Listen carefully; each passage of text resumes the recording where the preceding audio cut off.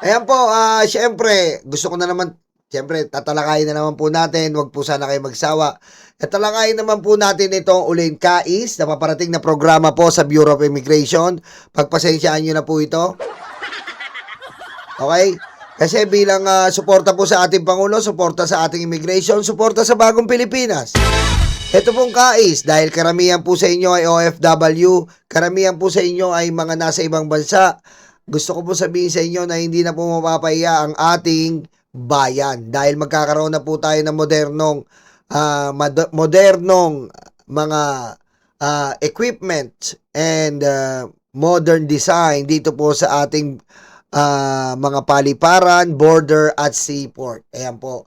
Dahil dito po sa KAIS, Civil Aviation and Immigration Security Services, modern border threats are invisible, digital, and constantly evolving.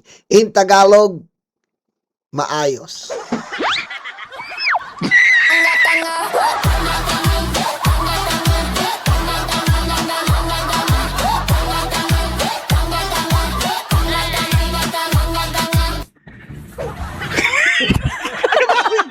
Okay, hindi, in Tagalog po, maayos na border. Ang mga threats po ay mamiminimize na, digital na po siya, and constantly evolving. Pa-evolve ng pa-evolve na pa-evolve na pa-evolve na sa pamamagitan po na tayo po ang mag-ooperate neto, mga Pilipino po ang mag-ooperate, hindi po mga ibang bayan, tayo po mismo poprotektahan ang bawat Pilipino sa bawat gateway. Yan po ang pinaka-inisyatiba nila.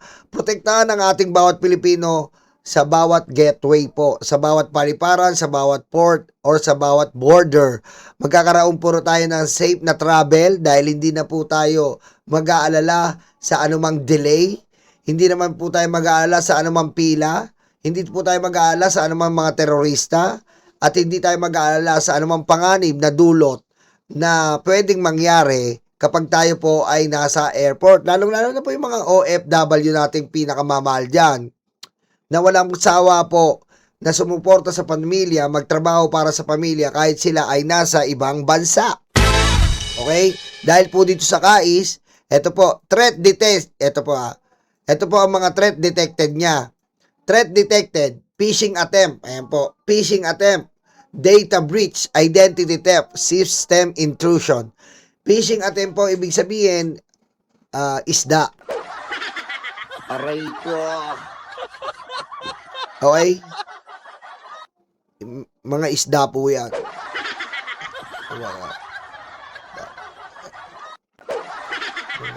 Pasabak na naman ako dito sa English. Aray ko. Aray ko. Oh, yan. Ibig sabihin po yan, basta yan. Basta may fish.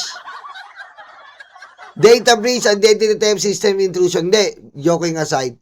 Ibig po sabihin yan, ang mga data po ay secured. Kung wala ka pong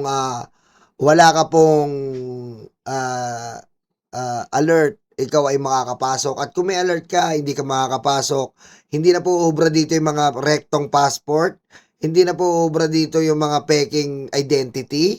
Ayan, identity theft. Hindi na rin po problema dito sa mga system bug o yung mga system attack para lang po masira ang ating ang ating sistema ng airport. Ayan po, magiging maayos wasto at katiwa-tiwala na to. Kasi nga po, papatakbuhin siya ng, ito po, ayan, AI Surveillance Behavior Analysis. Ayan. Ayan. Kumbaga, checkin po yung mukha mo, di ba? Kaya, ang hindi pabor dito, yung mga operada katulad ni Mima, di ba? Kasi yung kinukwento ko nga sa inyo, sa modern ng Singapore, tinitignan yung mukha niya, sabi nung oo, mga ganun eh. Pag ganun po yung mga napatulala yung mga parang iba itsura mo dito sa passport mo. Aray ko. Diba? So, huwag kayong mag-alala kung nagpa-opera po kayo ng bunganga, nagpa-opera po kayo ng ilong, ayan, nagpa-opera kayo ng mata, makakaano pa rin po kayo.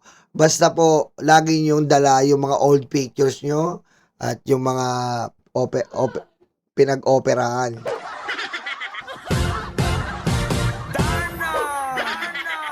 Diba? Yan po ang handog ng KAIS. Ayan ha. Meron po dito ayan po, bali magkakaroon po tayo ng mga additional mga employees, mga computer expert na siya po mamamahala. AI Command Center. Magkakaroon po ng AI Command Center dahil po sa modernong panahon po ngayon, malaking tulong po ang AI sa tamang paraan. Hindi po yung ginagamit ng mga DDS na AI sa paninira sa gobyerno. Ito pong AI na to, makakatulong po sa atin sa tamang paraan. Diba? Monitoring all gateways. Ayan po, lahat po ng gateways ay monitored sa magitan po ng computerized system at AI system natin. Ito pa po, real-time defense. Ayan po, ang real-time defense niya po, AI risk scoring. Ayan po, 98%. Ang threat intelligence, response automation, kumbaga, secured po ang system na ating i-install at ang system po na yan ay akma po sa modernong panahon. Hindi po siya kakarag-karag na ahawak-hawak natin ngayon. Nakakarag-karag po ang ating yung printer sa airport, natatandaan ko, ang tagal pa eh.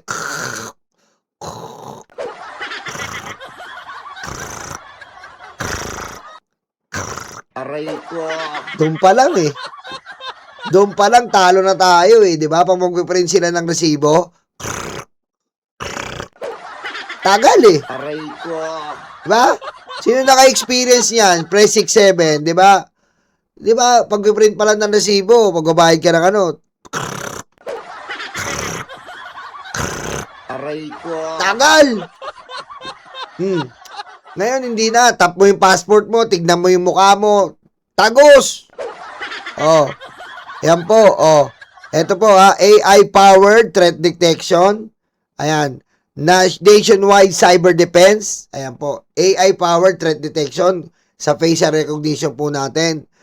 Mati-check na po. Nationwide cyber defense. Ayan po. Nationwide po siya cyber defense. Kumbaga, coordinated po ito sa mga branch of government katulad po ng NBI, PNP, Immigration, DFA. Coordinated po ito sa isang system at para maging mabilis po. Citizens Data Protection, nakakaasa po kayo na ang inyong mga data at ang inyong mga details ay protektado dito po sa KAIS. Biometric security, ito nga po yung mukha natin. Biometric security regarding sa modern at AI powered. Zero Trust Architecture, ayan po. Ayan po, kahit hindi na po tayo mag-check, katiwa-tiwala po ang sistema na to. Mas matibay na hangganan, mas ligtas na Pilipinas, sabay sa ASEAN. Ayan po ang ating KAIS system na marapit na pong i-apply dito po sa ating bansa. Abangan po natin ito dahil ito po ay magbibigay daan sa panibagong sistema ng ating gobyerno dito po sa bagong Pilipinas at malamang sa malamang po makakakot to ng maraming investor at maraming turista para pumasok sa ating bansa. Lagi po natin ang tatandaan, ang turista po ay isa sa mga importanteng faksyon o importanteng factor dito po sa ating ekonomiya sapagkat nagdudulot po sila ng matinding ambag sa ating bansa. Diba? At syempre, ang ating bansa naman po ay hindi naman po to kahiya-hiya i-promote dahil tayo po ay isa sa mga pinakamagandang bansa sa buong mundo. Kaya marami po tang mga turista rito gaya ng Boracay, Palawan, Siargao, name it, nandito po sa ating bansa. Kaya hindi po mahirap i-promote. At regarding naman po sa mga babae, mabenta po tayo sa Amerikano.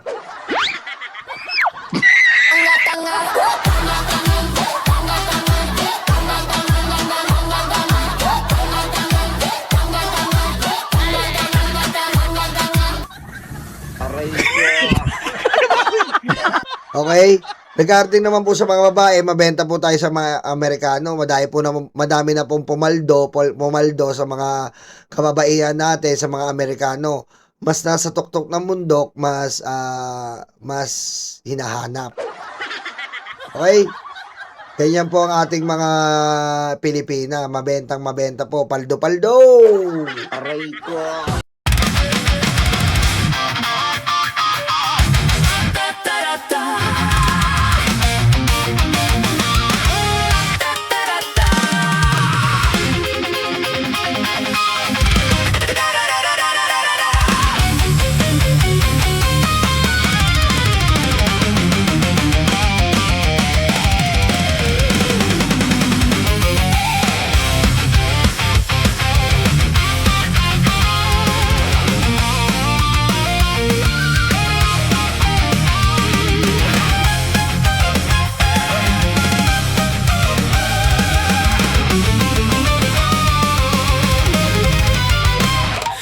Madilim daw ang paligid, putukan daw ay maririnig.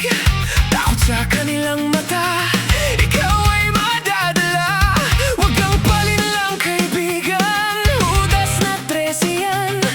Sinira nila ang Senado, sobrang ganit mga ito. Hindi nyo na maloloko mga Pilipino. Gising na gising kami sa kabobohan nyo. Di bumenta ang pelikula, pati ang drama. Sa sobrang kapal ng mukha, nangungumusta pa. Hindi nyo na maloloko mga Pilipino. Gising na gising kami sa kabobohan nyo. Di bumenta ang pelikula, pati ang drama. Sa sobrang kapal ng mukha, nangungumusta pa. May kaso at may sabit, sila sama-sama. Sigaw ng puso'y Duterte, abay nakakaputang ina. 10 utos kaibigan, huwag patayin ang kapwa mo. Tinago nila si Bato, pinatakas din ito. Hindi nyo na maloloko mga Pilipino. Gising na gising kami sa kabobohan nyo. Di bumenta ang pelikula, pati ang drama. Sa sobrang kapal ng mukha, nangungumusta pa. Hindi nyo na maloloko mga Pilipino. Gising na gising kami sa kabobohan nyo. Di bumenta ang pelikula, pati ang drama. Sa sobrang kapal ng mukha, nangungumusta pa.